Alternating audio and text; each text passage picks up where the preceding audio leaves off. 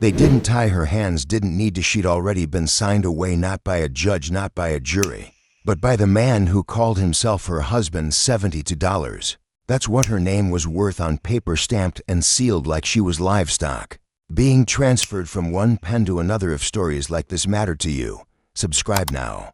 When she stepped off that freight wagon into the heat-thick dust of Dry Creek, the town looked right through her like she was smoke or shadow or something that didn't deserve the effort of seeing. The driver didn't even wait for her to get her bag, just dumped it in the street and clicked his tongue at the horses rolled on like she was cargo. He'd been paid to deliver nothing. Moreno one offered help. No one spoke, except one man watching from across the street, eyes steady, mouth shut, leaning against the hitching post outside the feed store like he'd been waiting for something he couldn't name yet. They called it legal, he called it wrong, and when the time came he didn't speak.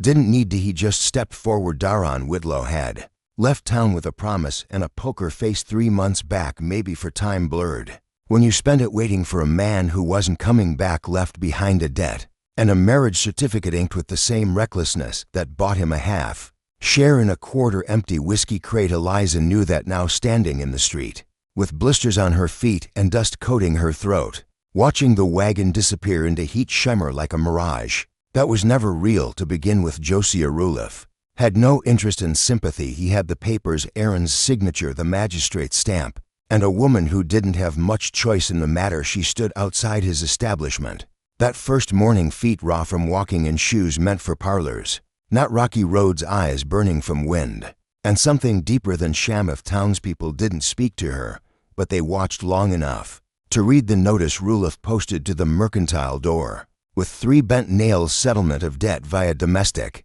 service agreement, indenture effective until satisfied. Most glanced once, few looked twice, but only one man. Pausa. Gideon Vance was tall, broad-shouldered, with a hat pulled low and a saddlebag slung over one arm, beard trimmed close around a mouth that didn't look like it had smiled since before the war. His boots were worn, but well kept, and when he read that notice, something in his face changed. Not anger exactly, more like recognition, like he'd seen this particular brand of human wreckage before. He said nothing, just looked at her for a second longer than politeness allowed, then turned and walked into the feed store, leaving boot prints in the dust that were deeper than they should be for a man who moved so quiet. Eliza's first week in Ruliff's house was filled with cold water, hot iron, and a silence thick as grave dirt. She scrubbed floors until her knuckles split, washed linens until her hands cracked like old leather, carried water buckets that seemed to gain weight with each step, took orders from Ruliff's sister Margaret, a pale, hard woman with a Bible always open, but never read, just propped there like a shield against questions about why she never married, why she flinched when men raised their voices, why she counted pennies like they were drops of her own blood at night. Eliza ate in the scullery, never at the table, cold beans from a dented tin plate, while Margaret and Josiah discussed business over hot stew and fresh butter. She'd watch the crumbs fall to the floor and think about whether a hungry dog could be trained not to eat if you kicked it enough times, starved it long enough, convinced that wanting food was a sin. Ruliff wasn't cruel, not in the way you read about in penny novels where villains twist mustaches and cackle over their schemes. He was worse, patient, friendly, waiting for her to break in like a green horse that just needed the right touch at the right time. Sooner or later, he said one night, setting down a plate of warm bread, everyone learns to play the hand they're dealt, Miss Whitlow, or should I say Mrs., since you're still wearing that ring. Morning after she tried to run the town, didn't even blink. Few folks might have whispered. One boy stared longer than he should have before his mother tugged him away by the ear, but mostly life in Dry Creek kept its shape tidy, unbothered, and cruel in the quiet way small towns practice cruelty like an art form. Josiah Ruliff didn't mention the escape, not once, but everything changed. Her chores doubled: the breakfast prep, the floor, scrubbing the laundry, now all hers. The barmaid who used to sweep in the mornings got reassigned. Eliza's got strong arms, Ruliff said with a wink that made her stomach turn. The message was clear as creek water run again, and things would get worse. Stay, and they'd still get worse. Just Slowish kept her head down, didn't speak unless asked, ate standing up at the counter by the back door where the breeze carried the stench of whiskey and rotting potatoes. Her fingers cracked from lie, and her back ached from hauling water to men who didn't bother to look her in the face. When Rulif passed her in the hall now he smiled differently, not with charm or even menace, but the slow satisfaction of a man who believed he was wearing someone down. Not breaking them, wearing them down like boot leather, like door hinges, like Prita didn't touch. Her didn't need to. The law was on his side. The contract notarized the debt. Clear, and Aaron Whitlow, the man who signed her name in place of his own, was nowhere to be found. Probably drinking himself to death in some other town with some other woman's wedding ring in his pocket. It was on the 6th morning after the failed escape that something changed. She was walking back from the butcher's shop, arms full of meat scraps and soup bones, when a pair of worn boots stopped in front of her on the boardwalk. She looked up. Gideon Vance *. He didn't say anything, just tilted his head slightly, eyes catching hers for a moment too long, then stepped aside. But something in the way he stood, calm, centered, still, unsettled her more than Rulif's threats ever had. That night she found something by her cot, a folded cloth inside, a bar of soap, the kind scented faintly with lavender, and a stitched linen hand towel. Nothing expensive, but clean, thoughtful, carefully placed, like someone had been thinking about her comfort for longer than the few minutes it took to leave the gift. No note, but she knew the next day another package appeared, this one wrapped in wax paper. A pair of her work gloves, mended with thread the same color as her dress. She hadn't even realized they were missing, stolen by Hollis probably, but now returned clean and oiled. The tear in the leather, patched with steady hand. Gifts kept coming, small, spaced apart, thoughtful. A hand-sewn glove that fit like it was measured. A folded paper of medicinal herbs with instructions written in careful block letters. She asked round carefully, not wanting to draw attention. Gideon Vance owned a parcel of land just west of the river, mostly ruined in a brush fire 3 years back. Wife and child buried on a hill behind his house. Spoke maybe a dozen words a year since then. Some called him slow, some called him broken.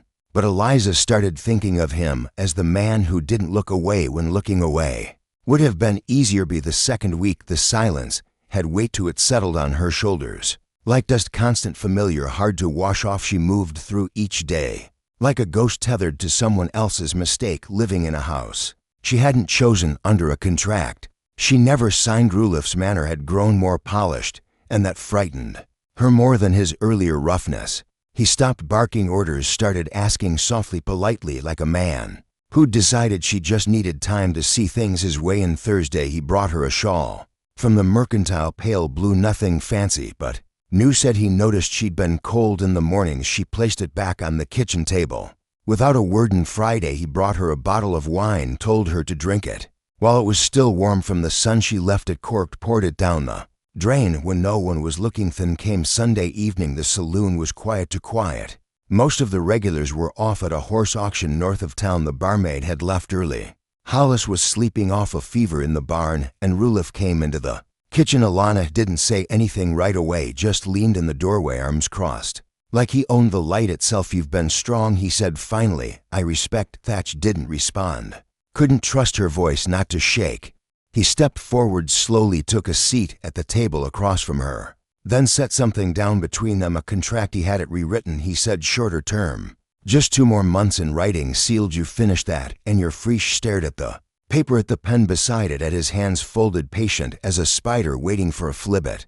I'd like a little more cooperation in return. He had his voice didn't shift, his posture didn't change. He might have been talking about the weather or the price of grain, but something cold uncurled in her chest, not rage, not panic, just a clarity she hadn't felt since stepping off that wagon. Stood slowly, walked past him, out the kitchen door, out the back alley, and into the night. She didn't run, didn't need to, because this time she knew exactly where she was going. Vance Place was 2 miles west, past the dry creek bed, through the cottonwoods, near the edge of where fire had blackened the hills. 3 winters back she walked until her legs trembled and the skin of her heels split inside her shoes, but she kept walking because some things were worth bleeding for. By the time she reached the ranch, the sky was bruised with stars and the wind was sharp enough to cut. She didn't knock, just stood outside the gate, one hand resting on the post, eyes fixed on the flicker of oil light coming from the house. She didn't expect him to come out,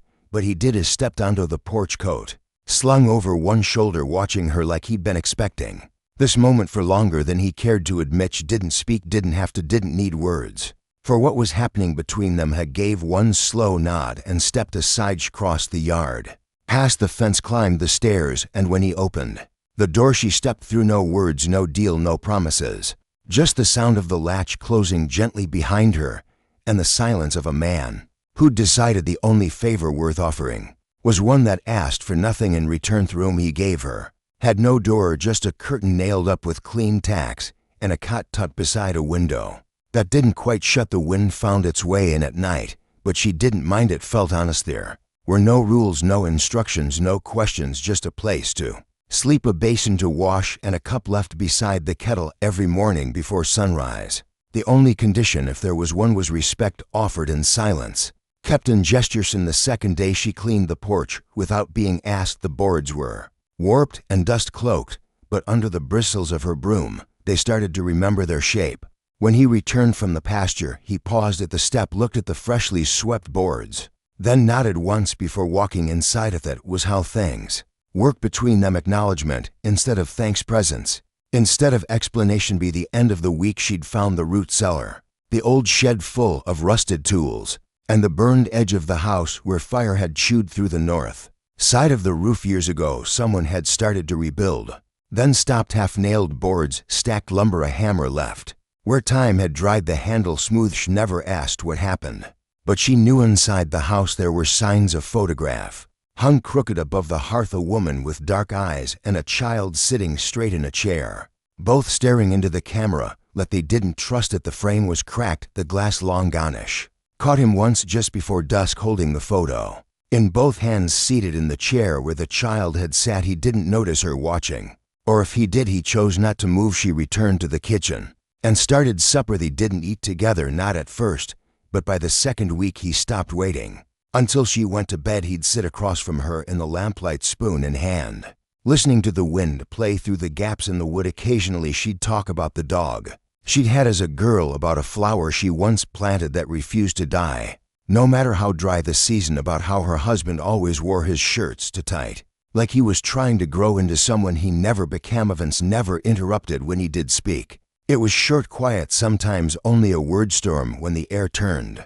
Have a fence when it needed mending, but he never asked about the contract or the debt or Rulif never asked why she left or why she stayed. The most he said was one night after dinner, when the rain hit the windows hard and she jumped at the thunder. "You can lock the door," he said, "or not, up to you." That was it. No discussion, no follow-up, just permission. And for the first time in months, Eliza slept with both eyes closed, not because she was safe, but because she was no longer on it. By the third week, Dry Creek had stopped talking. At first, when Eliza left town, the saloon regulars speculated. Rulif spun his version quick, said she'd run off in the night, probably back to the gambler who signed her away. Claimed he was generous to give her shelter at all. Claimed she stole wine and linens when she left. Claimed a lot of things, but no one followed her, and no one asked why. Gideon Vance started showing up in town a little more often than he used to. Not to talk, just for salt, nails, flour. Every 3 days or so he'd tie off his mare, tip his hat to the clerk, and leave with a bag over his shoulder and a silence that carried its own weight. Now everyone understood. If you saw Vance near the south end of town, Eliza Whitlow wasn't far behind. They didn't walk together, didn't touch, but they came in the same day at the same hour. She'd go to the dressmaker's, he'd go to the feed store, and when they left, it was as to separate shadows moving the same direction. Then came Rulif. He let the silence sit for 3 weeks, let the story grow cold, let the town forget, until one morning he rode up to Vance's place with Hollis and a man no one recognized. They didn't knock. Eliza saw them from the field where she was cutting fence wire for the east pasture. She stood up slow, wiped her palms on her skirt, and walked back toward the house. Vance had already stepped outside, had low arms folded. He didn't call for her, but she joined him anyway, standing just behind his right shoulder, close enough to speak if she needed. Torolif didn't bother dismounting. "You've got something that belongs to me."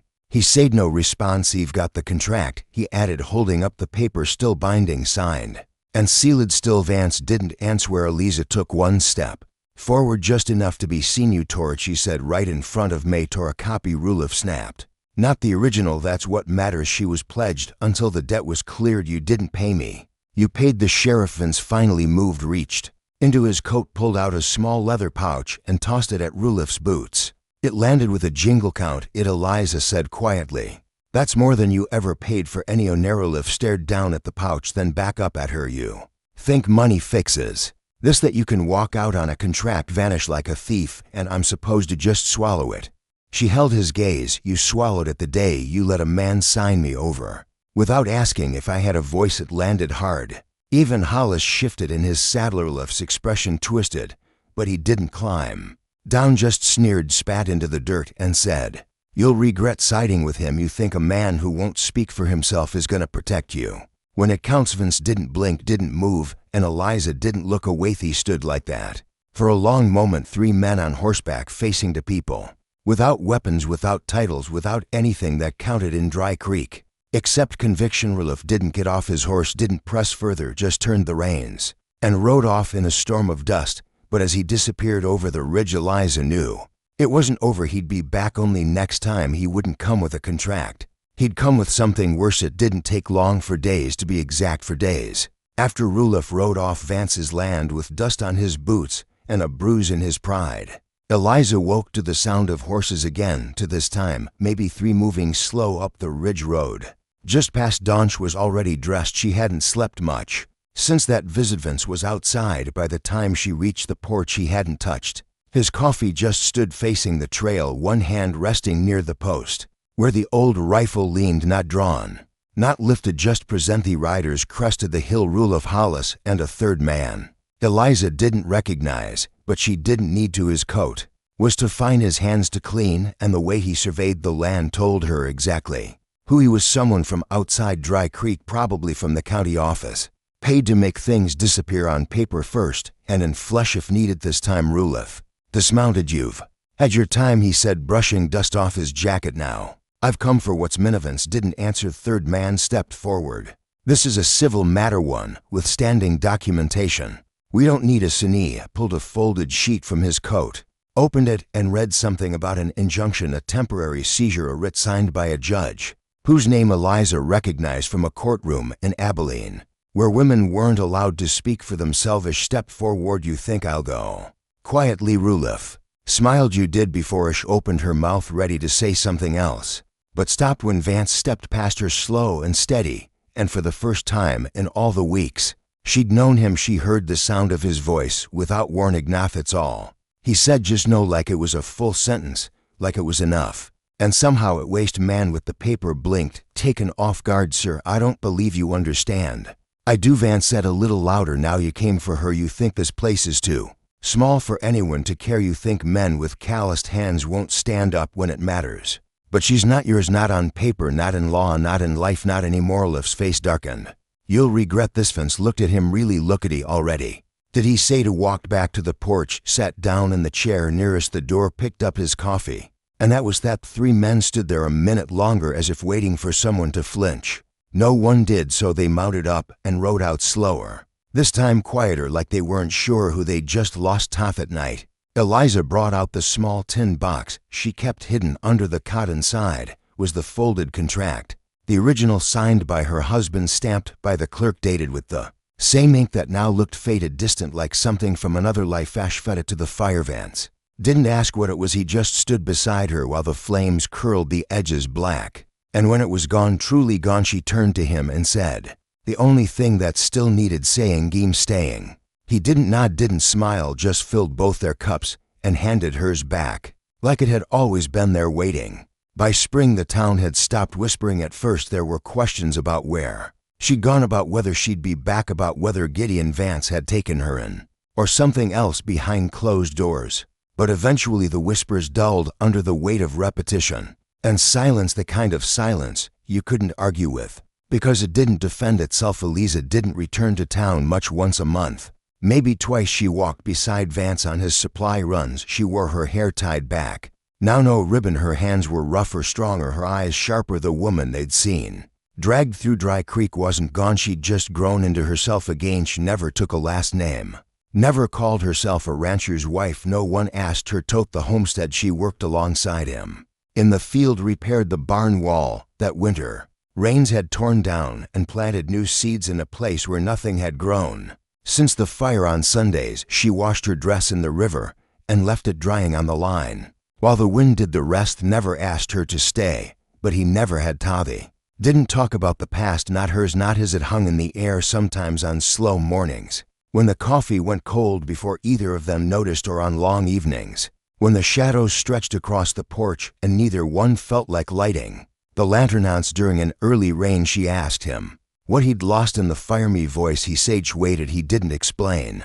She didn't ask him till some nights he read a page or two from the old newspaper. They'd saved his voice low and out of practice. Some nights she'd hum softly while she scrubbed the pan clean with sand, and he'd pause whatever he was doing to listen. He never talked about Rulif again, but they both knew he hadn't forgotten. Men like that don't forget. They wait. They let time soften the edge, and sometimes they come back harder when they think no one's looking. Still Vance repaired the fence. Still Eliza locked the door when she felt the weight and the wind change.